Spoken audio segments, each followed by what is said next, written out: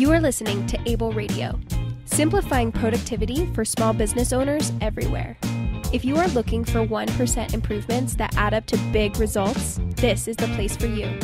Every week, we learn about simple systems and tools that will help you build the business and life you've always wanted. Now here's your host, Zachary Sexton. Welcome to Able Business Radio. I've got three awesome people that I met in Idaho. One happened to be a neighbor on Spyglass Drive in Austin, Texas.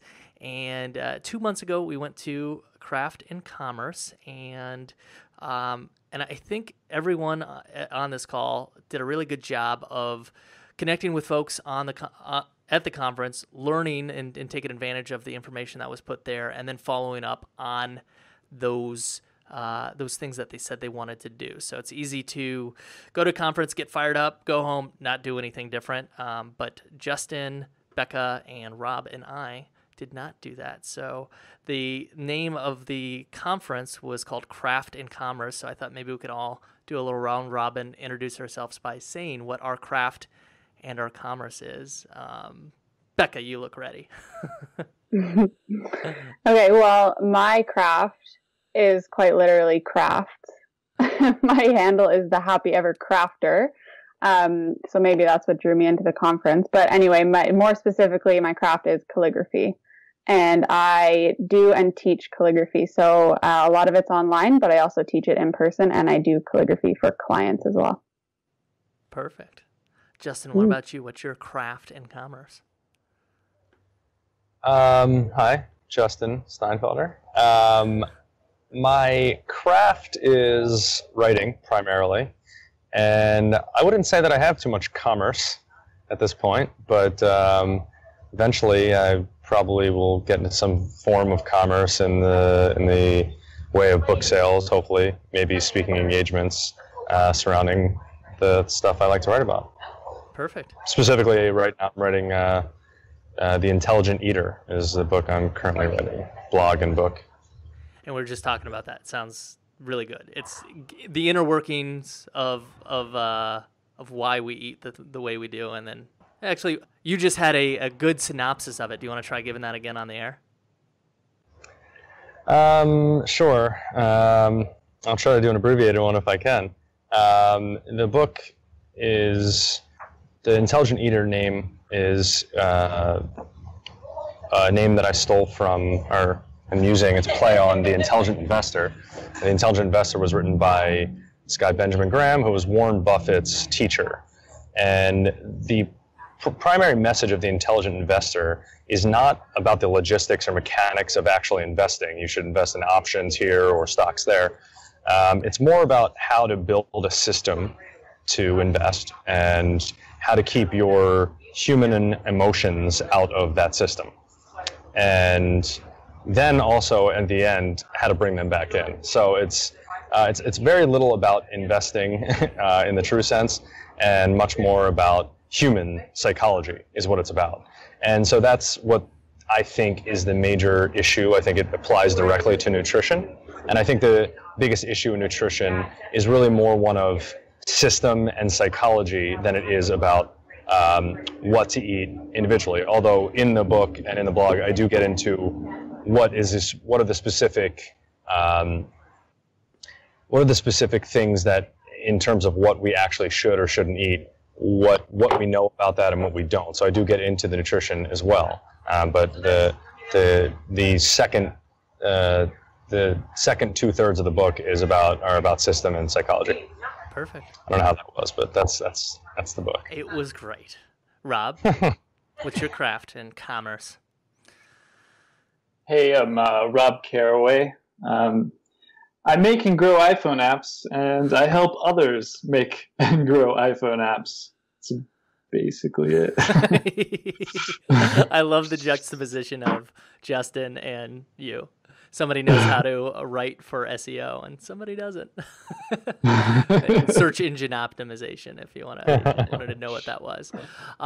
Perfect. So we're all online entrepreneurs or moving that direction, and we kind of use this this idea of sharing content to help grow our businesses in our various ways, whether we're authors or consultants or teachers.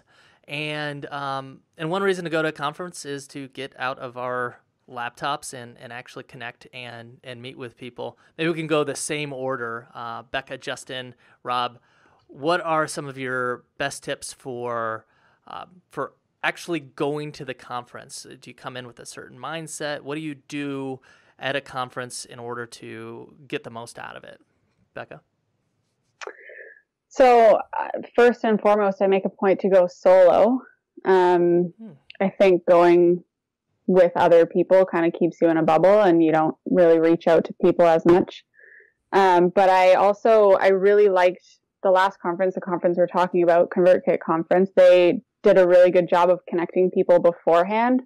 So they sent out emails and connected us with one other person they thought that we would get along with. And that actually was kind of probably the most important thing that happened for me at that conference was even before the conference even started. I had already connected online with a couple of people that way. And then we went to a coffee shop before the signups even happened for the conference, or before the sign-ins happened.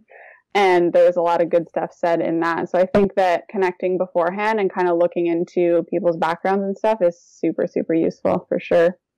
And then getting there and trying to get to know those people on a bit more of a deeper level than just, saying, hi, I'm Becca, and saying your elevator pitch. I think making a point to go out for lunch or stay for drinks after, or kind of not opt out of those optional things is really key too. Well, and speaking of not giving your elevator pitch, we were talking before and you had a big thing coming into this conference. You were going to ask more than you said, right? Yeah. I mean, maybe I'm just a person who talks a lot, but I've noticed that at a lot of networking events, I tend to kind of like put in my opinion a lot. And so going into conferences, I sometimes have to remind myself to ask more than I answer. I mean, I like answering questions about myself too, but I have tried to figure out a fine line between asking and interrogating and talking about myself. So it's a work in progress. Well, good. All right. So connect a little bit beforehand, ask more questions, and don't punk out. Go to the after events, go to lunch, try to really actually connect with folks. Those sound like good tips. Justin? I have a succinct answer to this one, mostly because I wrote it down, which was one of the things we took away from this conference. There are three things that I stick to when I go to conferences, it turns out. One is about the speakers, right? When I'm listening to the speakers, I find that I get the most out of it if I listen to them, not take notes, and then after they're done, I write 1 to 2 sentences about what I think the major idea was on that speaker, okay, for each speaker. I do that for each speaker, and then the next day, let's say it's a multi-day conference, I will then try to say what are the main things, not speaker relevant, right, agnostic to speaker, what I learned from that day, the day after, right, of that first day. So from the first day, I learned, and then write a paragraph. And this is all handwritten. And then in terms of the speakers themselves, I try to engage with them. But it has to be, the catch here is that it has to be a genuine question you have for them, and not just to waste their time or get in front of them or pitch your thing. And it has nothing to do with your thing. It's just asking them a question to engage with them. That's speakers. A lot of conferences I go to have workshops. I find the workshops to be really fun. And the key to the workshops for me is choosing one. There are often a lot of choices, and I like to choose one that is either scary or exciting, or even if I'm resisting it in some way, I notice I'm resisting it because I need it. Those are things I try to like take in and then choose that one that is most sort of the obstacle is the way sort of idea there. And then the last thing would be the people, which Becca referred to. I noticed that early on in conferences, I was trying to connect with a lot of people. It was more like a quantity thing. And that I found to be less helpful than actually just taking time with the 5 to 10 people that you really can meet and understand and know, and ask real questions about, like we have here, this little gang, And taking that forward, because the 100 people you just like exchange emails with, like they're going to all forget you and they're not going to email you. But if you connect with 10 or 15 people, it's more helpful. And the last thing on people is just that, the last thing on people I try to do is not connect with people who I'm immediately drawn to, like the people that are most like me. I try to make a point to go to people that seem like I wouldn't normally interact with them and see if I can drum up a genuine conversation, which has also led to great things for me. With the connecting with the speaker and connecting with people that are not like you, what do you think the reason for that is? What's your deeper why for that besides, because I actually shy away from that. If there's a speaker and everyone's flocking to them, I feel like, well, I don't want to bother them. But why do you do that? Yeah, I try not to do it. I'll answer the why, but I try not to. I just want to make a point that I try not to go up to the speaker like right after he's done and like, oh, that was, with a group of people. I don't know if you've seen the movie Hitch, but you got to get the only time I'll talk to them is when they're away from the crowd in some other context, not really right after they spoke. So Sean McCabe, for instance, I just happened to run into him. He was staying in the hotel I was staying in. And there were a couple others that I just happened to see like at the cocktail hour or some other place where I go up to them where other people tend to actually be more scared to go up to them. That's when I go. Why do I go up to them? Is that the question? Why would I go up to the speaker? Yeah. Or why do you feel a need to connect with the speakers versus maybe the people at the conference? So I only would go up to the speaker. This is a key point. If I have like a genuine question that I think they can help me with right there, or if they can genuinely point me to something that I think could help. Not just to ask them something or just to like engage in some random way. I think that is counterproductive. Okay, so the speakers have maybe done something that you are looking to do, and you're like, well, shoot, maybe I could shortcut this by asking them a question. And the other people at the conference may have done it, may have not, but you've actually taken the time to research them, and so you're going to get a specific answer that you know that they likely have an answer to. So that's kind of the why?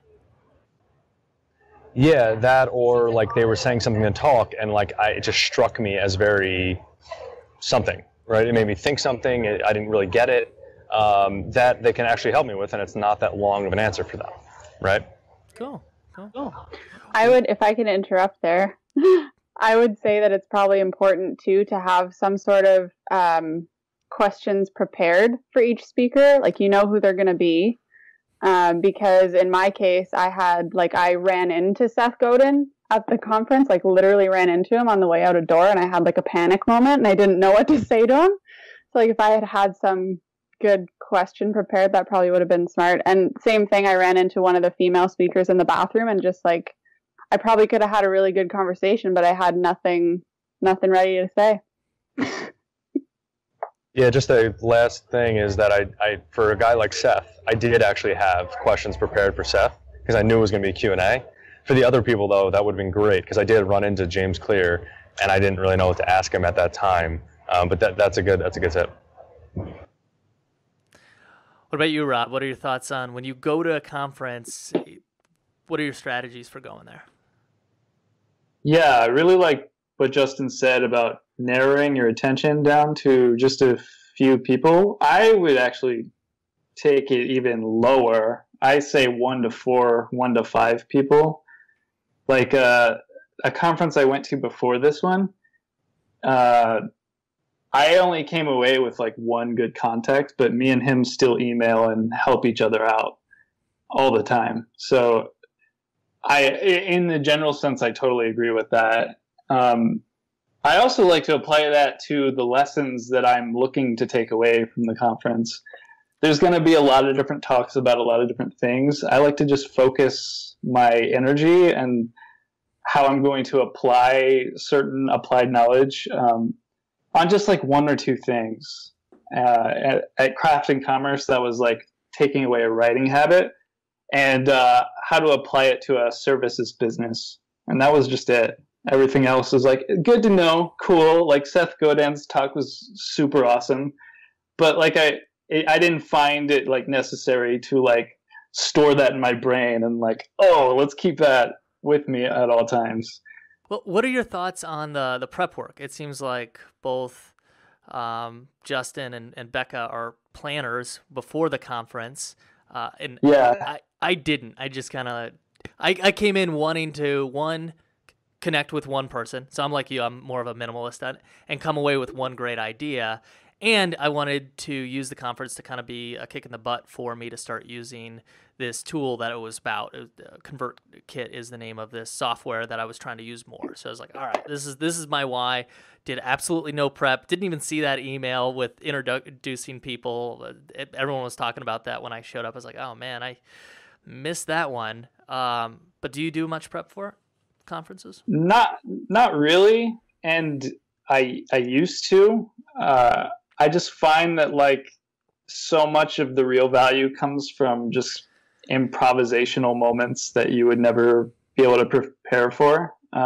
Maybe it's like good to know, like, because at this conference they had like workshops and you can only attend one of 3. So it's good. I did prep and like make sure I knew which ones I was going to go to. And I think if I was interested in like talking to a speaker, I liked Becca's idea about like preparing questions for them if I felt the need to. But that's about it. I don't really prep too much for it. Perfect. All right, back to Becca. Post conference. So you did your prep work. You made sure that you were asking more questions and showing up to stuff. And now you're flying home. What do you do now? Oh man. Well, at this one specifically, I remember getting to the airport after and being like, oh my God, I have so much stuff in my brain right now. So I literally, while I was waiting for the plane, I sat down with my little book and I just brain dumped everything that possibly came to my mind, including like, I'm pretty sure I made a list of as many people I could remember that I wanted to connect with after. And I wrote down like 2 things I remembered about each person, and their business name. Pretty much just, that brain dump. And then I made a list of kind of my top priorities that I wanted to change after I had attended, which ended up working out really well. And I've been working on all of those things. So, yeah. Cool. And maybe actually with this, since they kind of go hand in hand, it's been 2 months. The conference was June 23rd, and as we record this, it's August 30th right now. You can tell people about some of the things, because we've been talking about it for the last 90 minutes. But tell people, what are some of those big things that you got out the door in the last 2 months that the conference really helped you find some focus on? So my main one was to have, instead of a writing habit, like Rob said, mine was more of a video habit. So I was in this weird place where I wanted to start a YouTube channel and I wanted to do more live video, but I was using the excuse that I didn't have the right tools. And so then at the conference, I figured out what tools I needed, and then I made a list of things I needed to make videos on. And I've been trying to film 3-ish a week since then. And so I've got that up and running. I hired a couple virtual assistants for things that I've been putting off and just decided to hand it off and get that done.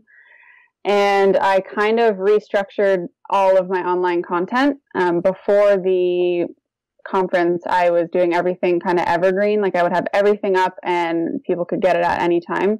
And at the conference, I had a couple realizations where I thought it would work a lot better to do open close. So I've restructured all of that stuff and all of the tiny little repercussions that I didn't realize would happen as I changed those things. So it's been a lot of kind of just rejigging things for me, but it's all getting to the place that I wanted to be after the conference. So nice. It's working well.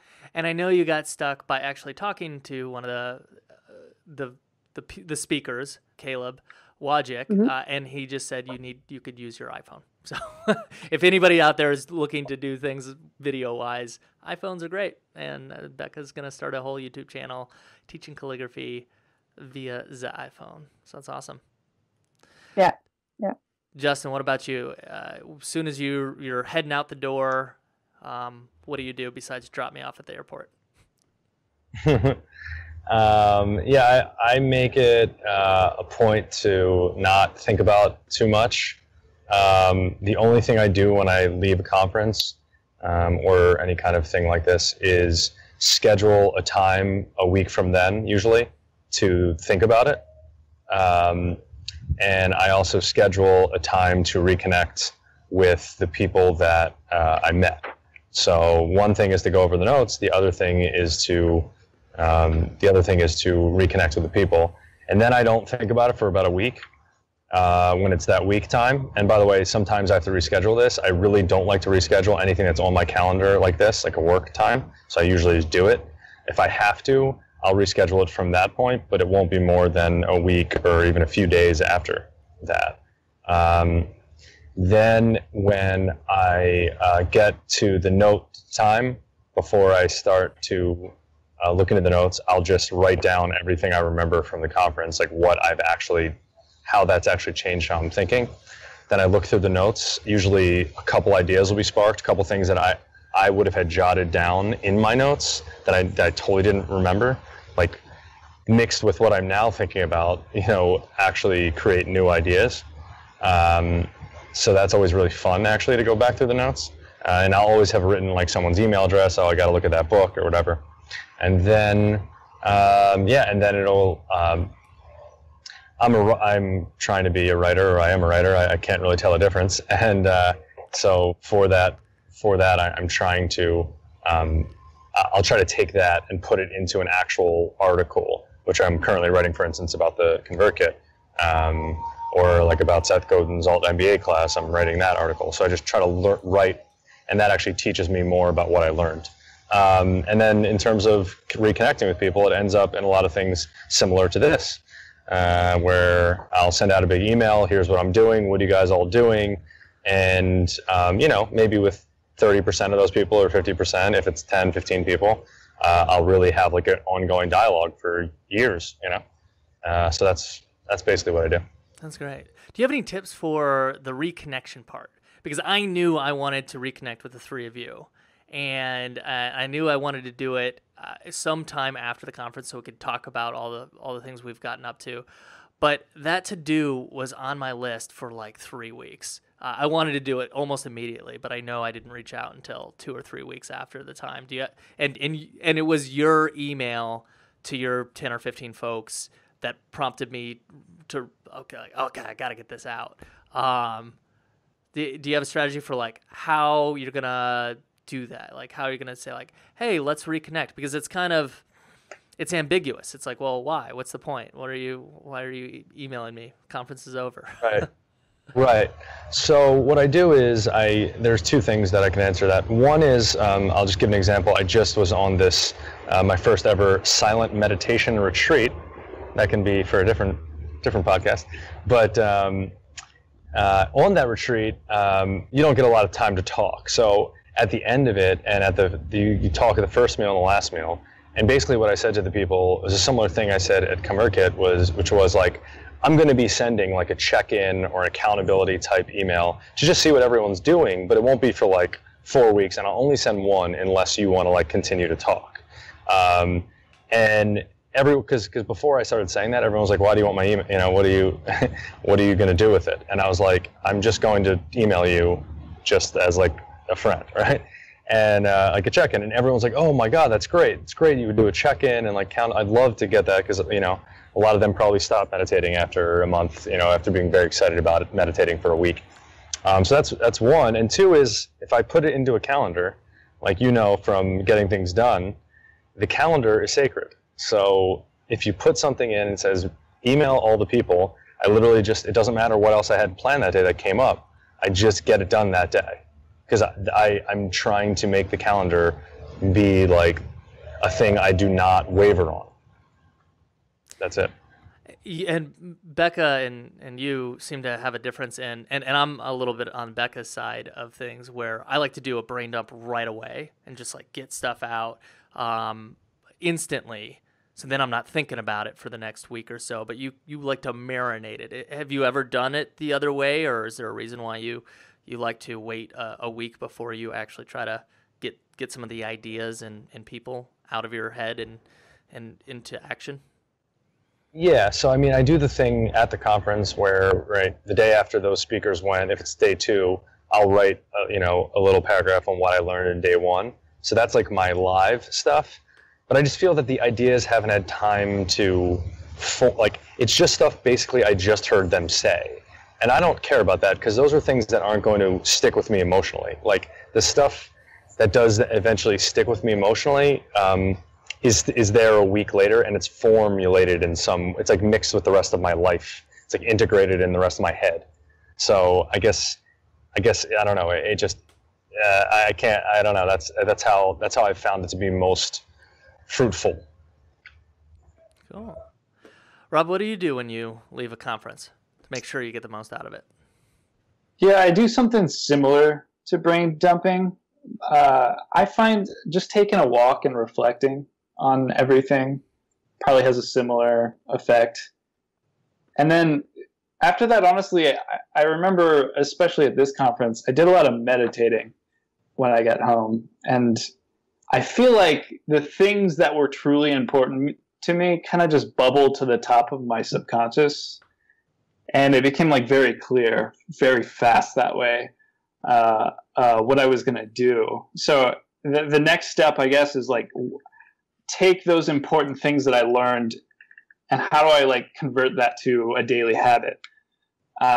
So I get, when I start writing, and I do start like, I guess, reflecting using writing, it is mostly about, okay, what does this look like on my schedule? So for me, for writing, it's like I do client work or programming or whatever first thing in the morning. Writing comes immediately after that for me. So I had that. I stuck to it. I even got a paper calendar. Woo! Nice. Just to track the new habit, and I've been doing that for writing.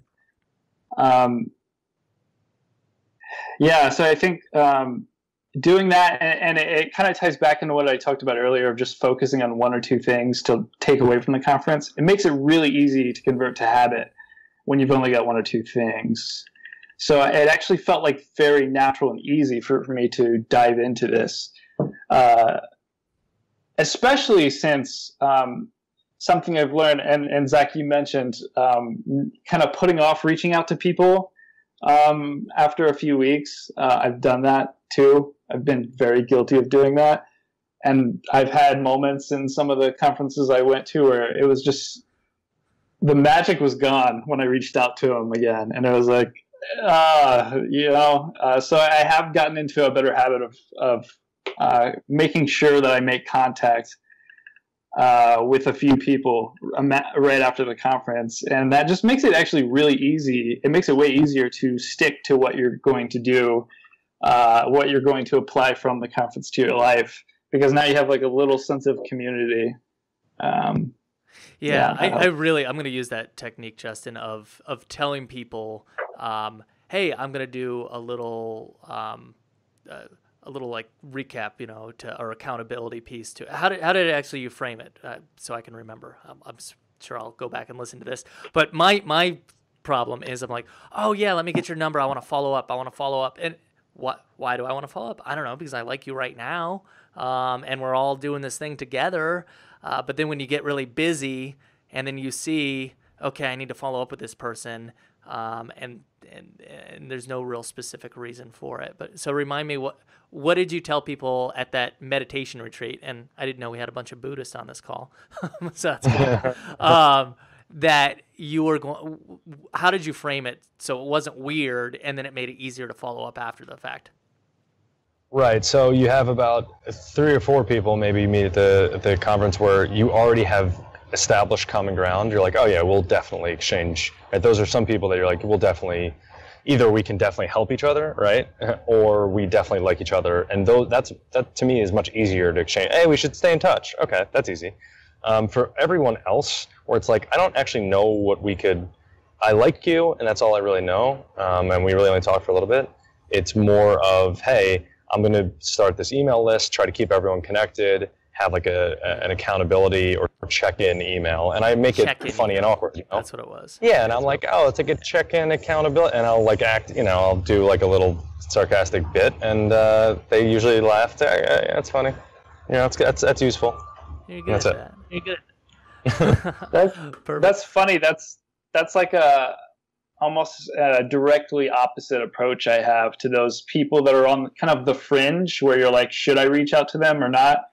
I usually just drop them. I'm like, nope, sorry, I don't have time. If I did, yeah, I would have. I would have reached out to you. I would have prioritized it. So I've just kind of learned to accept that. That's okay. Whatever. I kind of take a more informal route. Like, I'm pretty sure, Zach, I Facebook messaged you from the airport. Like, I'm pretty sure I did that to a couple people, and I just said, I want to stay in touch with you. Not sure why, but I think that we get along well and we should stay in touch. I also appreciated the recap email, but I just always do it super informally after that. Like, when I'm saying that I wrote down people's names and stuff, like, I'm showing you my book right now. This is the list I made after, and I'm pretty sure, yeah, all three of you guys are on it. And I even put, like, I have arrows to how I think I should follow up with that person, like Facebook or send an email or something specific that I think that person would appreciate in that kind of format. I like it. Yeah. Let's a little less formal. I would just make one point. Like, there does end up being this distinction where, like, individually, with the people that are clearly, like, we've gelled at the conference, I'll also contact them separately to this email. This like check-in thing just seems like a fun. It's better to me. It's better with a little bit more people, right? If it was with 3 people, it's one thing, but it's a thing where it's like, I know this guy can contribute. He did some cool stuff. I didn't get to talk to him for a long time. It's only a 2-day conference, but like it'd be great if he like also weighed in on the check-in. So that's how I sort of distinguish the two groups. And it was helpful for me being on that email too. There was people in there. I was like, oh yeah, I wanted to actually follow up a little bit more to see what he was doing. And I know if sometime in the future, it's like, okay, this guy's really good on, X, Y, or Z. I'll be able to be like, oh, Justin sent that email connecting everybody. I can go back to that email. So you did everyone on that email a favor by putting it together and putting it that way. And then there's no expectation with it. I think that's kind of the thing when you're reaching out to someone who's like, well, what if they don't respond? What if they don't like me? What if they all laugh at me? Well, cool. I think these are some really good ideas. Maybe one answer or one word answer on which you think is more important, the people or the ideas when it comes to going to a conference, Becca? Well, people. People. Justin, one word, Justin. People ideas. No. No, people. Okay, people. Perfect. Rob? Can I say depends? If I have to choose people, for sure. Okay. I'll accept your depends. Okay. And I want to hear more. Yeah. Funny enough, so I went to a conference before this called MicroConf, which is just like tech entrepreneurs. Looking at I went to that conference and looking at the speakers and all that, I didn't feel like I was going there to learn a whole lot. But the people there were I wanted to connect with these people. I wanted to have more of these people in my life. So it was very much my goal was to go there and make some deep relationships with some of these people. Whereas actually at Crafting Commerce, my main goal was just to learn this whole thing. I know how to copyright and all that stuff, but the whole mechanics behind the business and how to make it more of a habit, all these things were honestly the most important part of me going to this conference. So it honestly just depends on what my goals are. I came in for the tech and the know-how, and I think it ended up being the people was slightly more important for this conference in particular. But I kind of feel you. So sorry, I made a difficult question that I wouldn't even be able to answer very well. Well, cool, guys. This is great. I'm glad we made it an excuse. This is what I love about having a podcast, is having an excuse to connect with people I like. So, I'll make sure to put your stuff in the show notes so people can find out a little bit more about you and connect. Cool.